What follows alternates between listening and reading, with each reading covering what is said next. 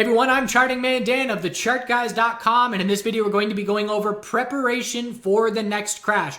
I am 100% certain the stock market will crash again. One thing I am not going to do is try and predict when. It could be in 6 days, 6 months, 6 weeks, 6 years. I have no idea. And my style of trading is reacting to things the charts are showing me as opposed to trying to predict when something is going to happen. I know it will happen. I do not know when it will happen. We want to be making our plans when things are sunshine and rainbows in the markets, as opposed to trying to come up with a plan when emotions are highest and that fear is already setting in. If you've been following the chart, guys, I put out my video, Dan's Plan When It Hits the Fan. It was one of our more popular videos in 2019, and I put it out in October when the market was near all-time highs. And I said in that video, I'm doing this video now because everything is looking just fine for the market. 4 months later, we had a black swan event and the market dumped, and I was able to react to that, enact my plan, and make profit on the way down and on the way up. Of course, I could have done things differently, and that's something that we'll look at in this video, lessons learned, but preparing is step number one for being able to capitalize on opportunity. So in the outline of this video, we're going to be looking back at that crash, the lessons that I learned to start 2020. I personally was not trading during 2008. I started shortly thereafter, so it was my first real crash, and I learned a lot of lessons along the way. What are we looking to buy? How are we looking to buy it? And we have to answer a lot of questions about ourselves as individuals. No two people are going to have the same financial situation, so no two people should have the exact same game plan. We need to answer whether we're looking to be conservative or aggressive, and where we stand in life has a lot to do with helping to answer that question. How to hedge, what different instruments can we look to utilize, and how to go about doing so. What are we looking to protect against? Is this for real? Next time we pull back and look at monthly consolidation in the broader markets, everybody's going to be talking about this is it, this is the crash. And everybody's going to be hypersensitive to it because of what we just went through. But we need to know what clues to recognize for the bears to prove to us this is the real deal, this is a crash, and not just consolidation looking for a higher low on a longer term time frame. So we'll go into that a little bit and some clues that we can look to recognize to determine whether it's for real or not. Now I want to highlight some of the major things that I learned to start this year in 2020, some things that I could have done differently and a bit better. Overall, the biggest takeaway for me was fear impacts everything. Logic goes out the window.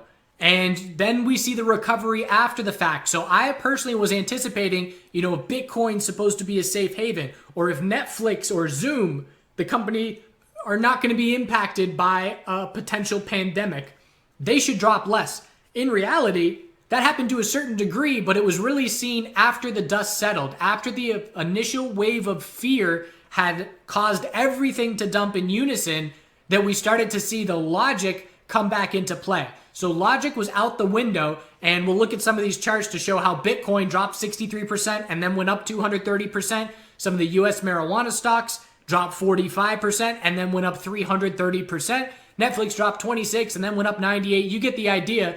Everything was thrown out the window, and cash is where everybody hoarded for safety. And that's going to be important as well, because a lot of people are anticipating that one of the next major market environments will be weakness in the dollar, or uncertainty in the dollar, or the collapse of the dollar with all of the stimulus and extra supply we are seeing created.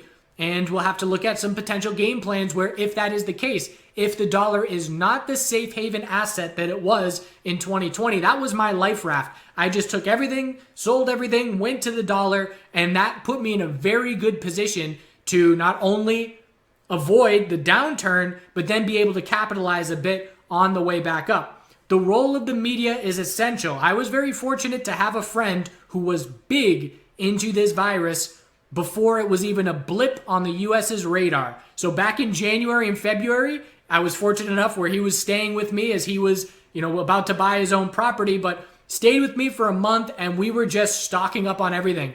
And we were buying a bunch of food and supplies, and that preparation allowed for really no fear when the fear started to set into the US. Why did it start to set into the US? Obviously, it started to show up here, but the media plays a huge role in how the market is going to react. If the media is highlighting something, it's going to have way more market reaction than if the media is not highlighting something.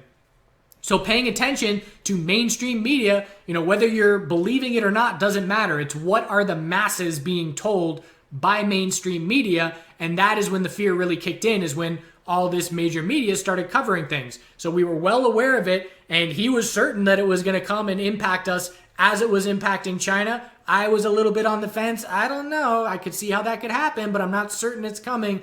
But the market was not pricing that in at all because mainstream media was not covering it at all. Scaling in and out, this has been a game changer for me personally, even just day trading, but it allows for, again, a lack of fear. If I am scaling in, I've got ammo. The example I've used in the past is bullets. I've got 6 bullets in the chamber every time I'm buying, depending on how many positions I'm allocating. Let's say it's 4. I've got 4 bullets. I scale into weakness 1. I wait for another leg down. I enter the second. And in this scenario, I'll go over it and show it on the charts, but it allowed for me to enter a position on the way down, not use all of my capital, and that allowed for a lot of comfort with the bounce that ended up playing out. Trading or investing mindset. It's very important that you distinguish ahead of time. Is this a buy and hold position or not? Are you trading? Are you looking to lock in your gains and protect this position or not? So I suggest having separate capital. And you can just open a separate individual brokerage account, have day trading capital, have short-term trading capital, and then have long-term capital. For me, I just do that with my IRA. My IRA is swing trading and long-term. And I have a day trading account. And I keep those separate, and that helps me mentally separate things. And there is no chance. I'm still holding stuff that I bought on the way down. And if I did not allocate as part of my game plan right out of the get-go as that mindset, I am buying this and I am not touching it. If I did not have that mindset, I would have sold these positions without a doubt 20+% to go because I know myself. And so we have to determine long-term no touch or trading and active management before we ever enact the game plan. It actually played out from the end of February into the start of March. Everything dumped. The stock market dumped, the dollar, metals, crypto, everything dumped. Then we saw in early March things shift a little bit. So right here is where everybody was going into turtle mode, is what I called it for myself, where again, I was liquidating, I was staying agile, and I was going to cash. And then the dollar started going up significantly as a lot of other people were doing the same thing. I now am preparing for a possibility where the next time we see a market dump, the dollar does not go up. What happens then? If the dollar is not my life raft, what is my game plan? For me personally, that means focusing on metals and cryptocurrency, looking for safe havens for my cash. But in this past example, and if it were to happen again, I would use the dollar again. So paying attention to the direction that the dollar is going is very important as well. So S&P 500, there's our big drop in February. And for me, my game plan scaling in, I'll go into that in just a second. Let's look at these other sectors. So the US marijuana stocks, we dropped 45% and then ran over 300%. And while we were dropping, there were articles and headlines coming out saying, these are staying open as essential businesses. Business is up. There's lines out the door. And we're sitting there reading that, and the market pricing is not responding to it. So again, it takes the initial wave of fear to settle in before logic kicks in again. And I was not ready to capitalize on that logic. My mindset was, I don't care what those headlines are saying. If the price isn't going up in response to them, then I'm not interested in entering bullish. And now I know next time around, it just takes a little bit of lag time for logic to catch up and override fear. And then obviously we saw how it played out. And Bitcoin was the same thing. I'm saying to myself, wait a second, if Bitcoin's supposed to be a safe haven and we dropped 60% in a month, I want nothing to do with it. It's not acting as the way it should. And then again, fear subsided, logic took over, and then with all the stimulus coming into play, people piled into Bitcoin as a potential hedge against the negative impact the dollar might see because of all this printing. Netflix, not as significant, but 25% drop, 90, 80% move back up. And again, it was just the fact that Netflix's business model is not going to be significantly negatively impacted by this virus. And it just took a couple weeks for that to come to light. Or I should say for the price action to reflect that logic. So my game plan as I scaled in, and I wouldn't do things much differently here because I was taking a conservative approach. And my first mistake what I did right is I entered a very large short position in SPXS, which is a leveraged ETF, which we'll cover a little bit later.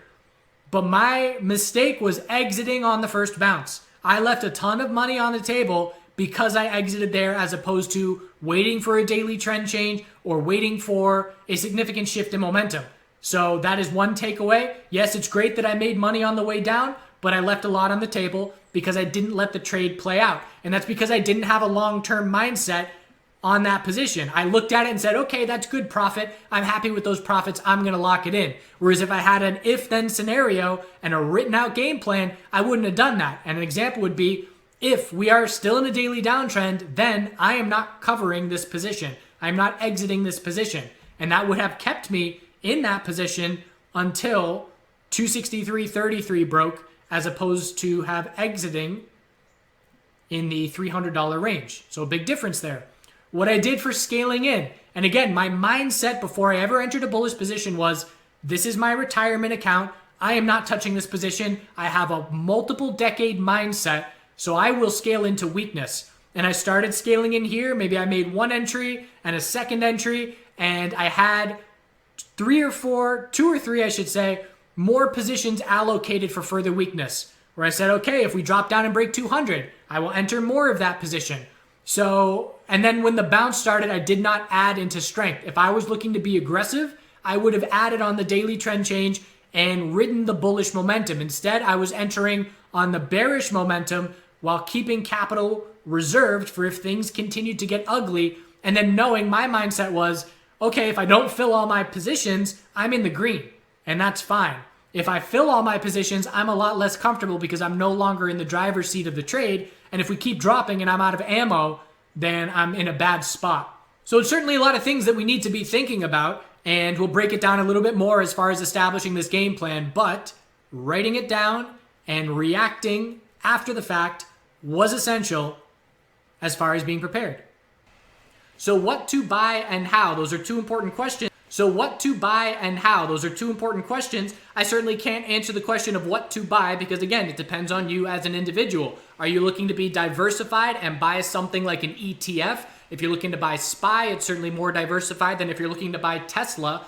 And how you do so is going to be based on whether you want to be aggressive or conservative.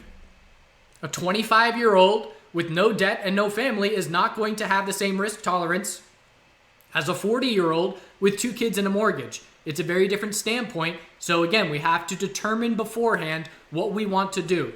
Back in the cryptocurrency boom of 2017, I anticipated, or I should say I set the game plan, I am going to go as aggressive as I possibly can. And every single time I make profit, I'm going to compound that profit and just trade with bigger and bigger positions. And I will never do that again because I hit my goals, and the last thing I want to do is go overly aggressive and end up with a big fat loss, giving some of those gains back. So it depends on you as the individual. How do you want to buy? Are you scaling into weakness? Are you waiting for that initial wave of fear to subside and you're entering on the first daily trend change? Are you looking to buy a couple individual stocks? Are you focusing on one sector, like the US marijuana sector? Are you looking to diversify and establish a long-term no-touch portfolio? Is this a trade that you're going to be in for a few days or a week or two? Or is this a long-term investment that you're looking to hold for 5 years? These are all questions that you need to look yourself in the mirror and answer. Utilizing fundamentals versus crash reasoning. So that does matter. I'm obviously a technical trader, but the fundamentals matter as to the names that are going to stand out better.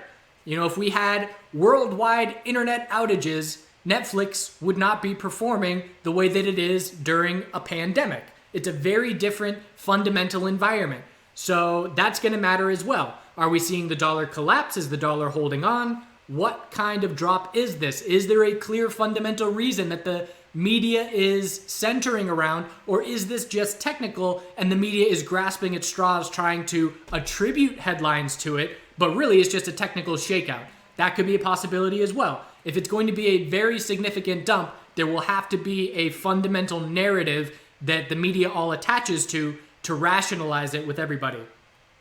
And again, the DXY hedge, the dollar hedge, is it dropping or is it going up? when there is fear in the broader market is a very important question, because that's going to determine whether I want to go into crypto and metals or whether I want to go into the dollar.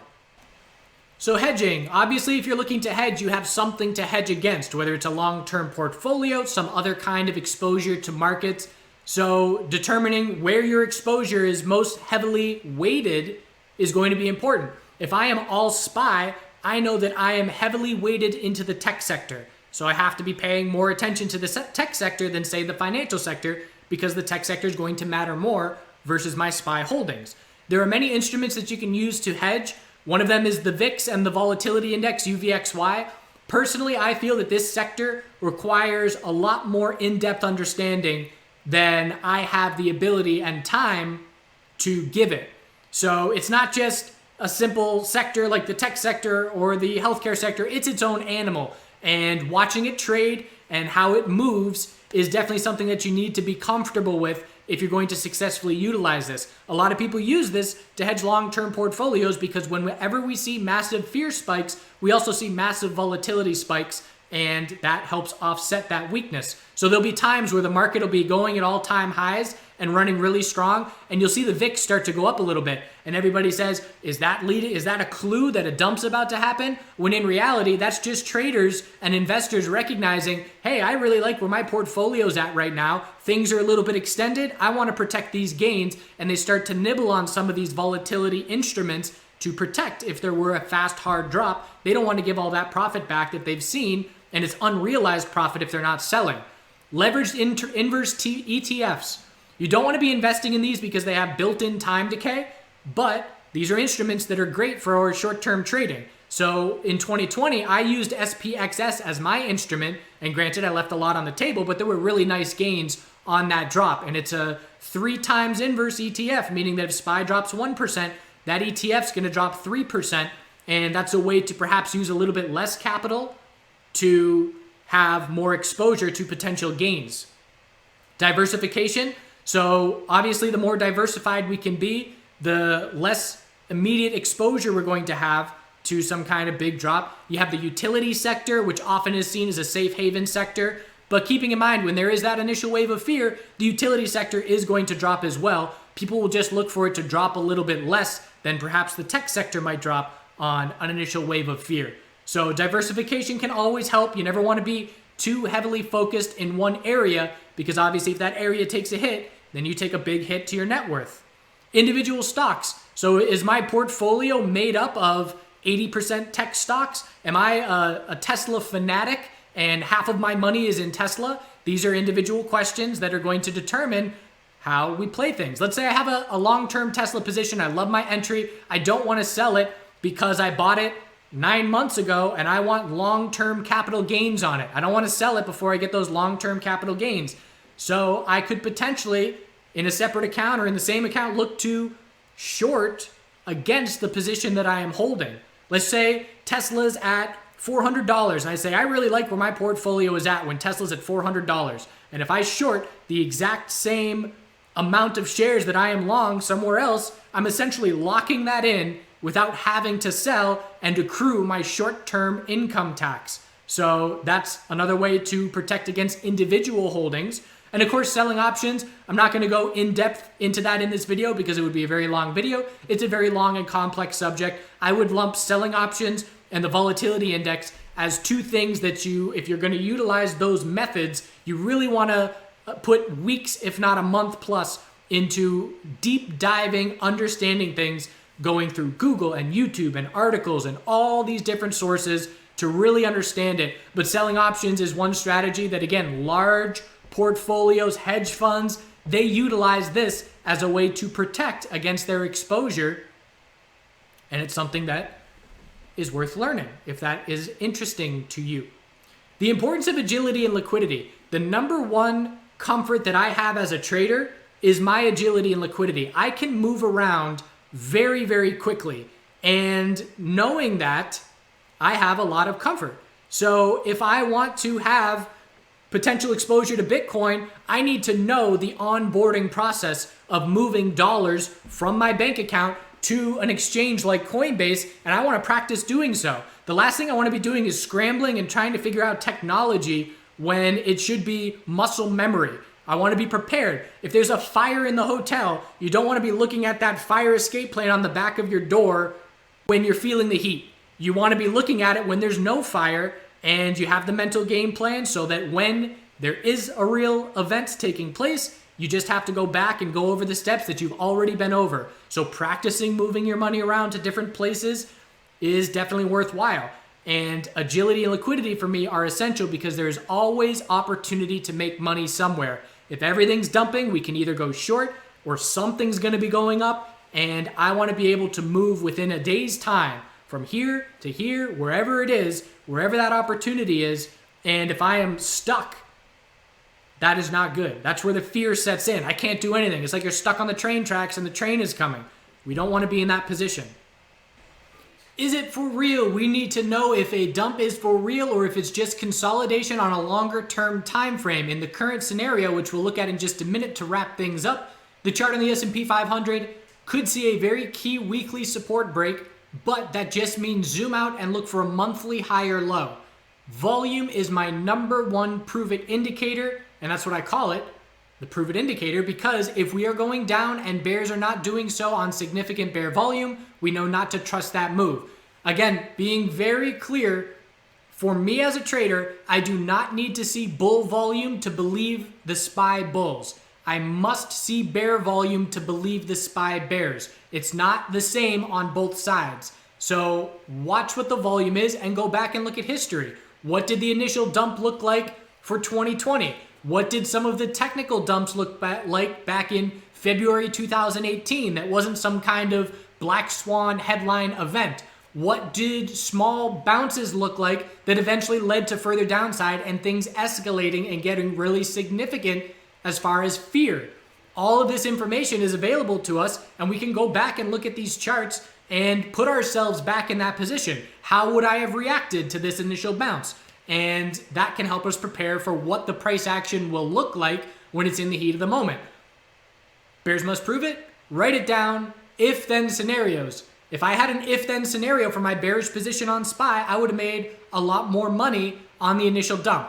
If SPY is in a daily downtrend, then I'm going to hold my short position. That's all I would have had written down, and it would have been a different game plan. So that's a lesson that I'm going to learn from and apply next time. Price action over headlines. Headlines help, and again, I talked about the importance of the media stoking those fear flames, so to speak. But we can see the worst headline in the world. If we do not have notable bear volume and breaks of key support, it doesn't mean anything to me. Have to see the price action proving what the headlines are saying. Headlines alone are not enough. Let's look at the SPY chart one more time and we will wrap it up. So as I am making this video, we have the bounce after the dump, and we are now close to breaking weekly support and confirming a weekly downtrend on SPY. And this is with headline help of the whole second wave and Europe starting to lock down, and it's going to be a long winter, and maybe the US is going to start doing some further lockdowns. And what if Biden is elected and we see Biden put in these mandatory lockdowns that hurt the economy? All of these narratives are spinning with the price action. If we break this support, yes, it is a confirmed weekly downtrend. But again, if we do not see massive follow through on that support break, I'm just going to zoom out and look for a monthly higher low and watch monthly 12-period exponential support. And a bear break on the weekly and a lack of follow through will mean monthly consolidation is remaining fairly healthy. So that's something I'm going to be keeping an eye on as well. And that's the case for QQQ and a whole lot of other individual names. So if we break these supports, yes, it will be potential for another crash starting, but the support break alone is not enough. The follow through is what I need to see. So that means once SPY breaks 260, if that does happen, that's actually QQQ. Once SPY breaks 319, if that does happen, I need to see bear volume consistently over the 20-day average, and I need to see follow through with lower highs and lower lows on the daily and weekly time frame, putting us in a situation where the monthly consolidation would go from favoring continuation, and if it's over that EMA 12, it's favoring continuation.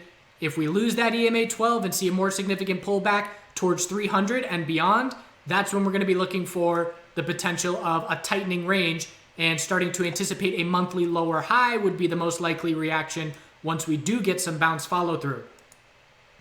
And also, the fact that the headlines are known right now on this dump means it's not this kind of rushing wave of fear event. That matters as well. Psychologically, traders and the general population has been able to price in stuff to a certain degree. It's not like we're getting blindsided and waking up and saying, oh, COVID cases are going up, because that's been the case for weeks at this point.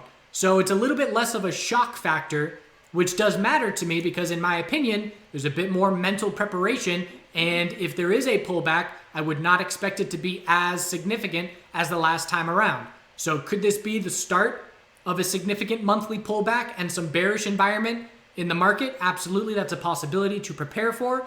But again, as long as we're looking for monthly higher lows, there will be buying opportunities on the pullback as well. And we'll certainly be covering that on a day-to-day basis in our regular daily videos and daily live streams, keeping on top of things one day at a time. So hopefully this is insightful. Again, the point of this video is just to motivate some of you to be a little bit extra prepared, to be thinking ahead, to have a game plan written out, and to just plant some seeds. This video is not everything you need to know about creating a plan for the next crash. This is pointing you in different directions. Hopefully someone's going to watch this video and say, I want to learn about selling options to protect my $400,000 IRA that I'm not planning on selling anytime soon. That's what the goal of this video is. I appreciate any likes, comments, shares, questions, and all that fun stuff. Have a good rest of your day.